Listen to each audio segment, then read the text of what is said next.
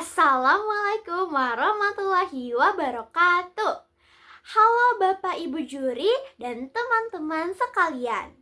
Pertama-tama marilah kita panjatkan puji dan syukur atas kehadirat Allah Subhanahu wa Ta'ala. Karena kehadiratnya lah kita dapat berkumpul dengan keadaan sehat walafiat. Sholawat serta salam akan senantiasa tercurah limpahkan kepada junjungan Nabi besar kita, Nabi Muhammad Sallallahu Alaihi Wasallam. Bapak, Ibu juri, dan teman-teman sekalian, pada kesempatan kali ini saya, Nadia Putri Aulia Dewi dari kelas 7I, akan menyampaikan terkait etika dalam bermedia sosial. Bapak, Ibu juri, dan teman-teman sekalian, di era digital sekarang ini, media sosial sudah menjadi bagian dari kehidupan kita. Kita bisa berkomunikasi, berbagi informasi, bahkan berdakwah di media sosial. Namun sebagai muslim yang baik, kita harus memahami nih, kalau misalnya aktivitas yang kita lakukan di dunia maya akan dipertanggungjawabkan di hadapan Allah Subhanahu wa Ta'ala. Maka dari itu sangat penting bagi kita untuk menjaga etika dalam bermedia sosial, terutama menjaga lisan dan tulisan sebagaimana di Quran surat Qaf ayat 18. Ma yalfidu min qawlin illa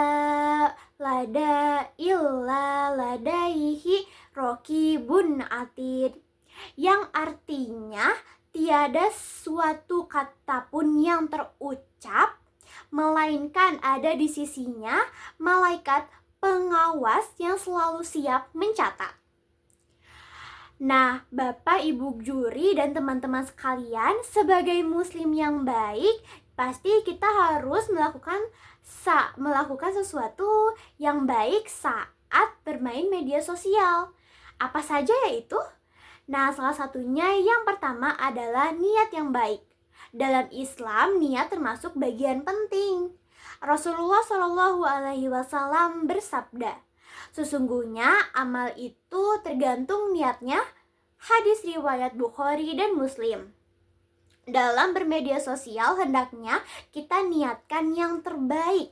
Kita bisa berbagi informasi, menyambung silaturahmi, dan berbagi motivasi. Hindari untuk berbuat yang buruk, misalnya mencela atau memfitnah atau mengumbar-umbar aib seseorang. Lalu yang kedua adalah saring sebelum sharing.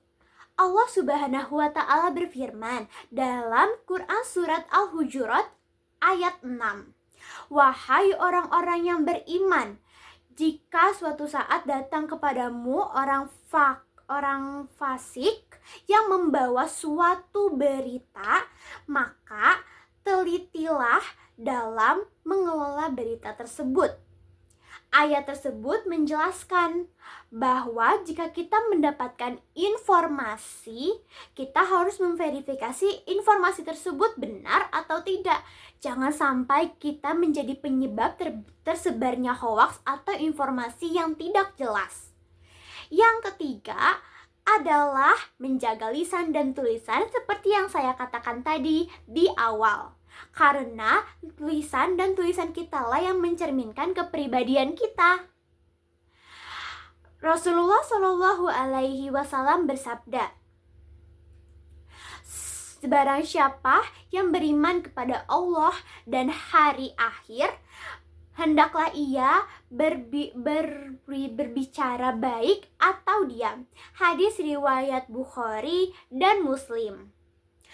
Hadis tersebut menjelaskan bahwa kita harus berhati-hati dalam berkomentar. Misal berkomentar dalam membuat video atau misalnya dalam status, kita harus hati-hati. Takutnya kita menyakiti hati seseorang.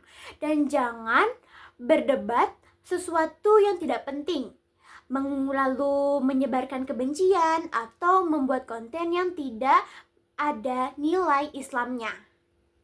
Bapak, Ibu juri, dan teman-teman sekalian, media sosial adalah alat yang dapat menjadikan kebaikan bagi kita semua jika kita menggunakannya dengan bijak.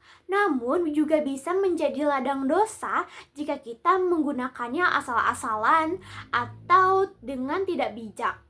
Mari kita buat media sosial sebagai wadah untuk mendekatkan diri kepada Allah, mengajak orang lain untuk berbuat kebaikan dan juga menjadi pahala. Semoga kita semua selalu termasuk ke dalam golongan orang-orang yang bijak dalam menggunakan media sosial. Mungkin cukup sekian ceramah singkat dari saya mengenai etika dalam bermedia sosial. Mohon maaf masih banyak salah kata.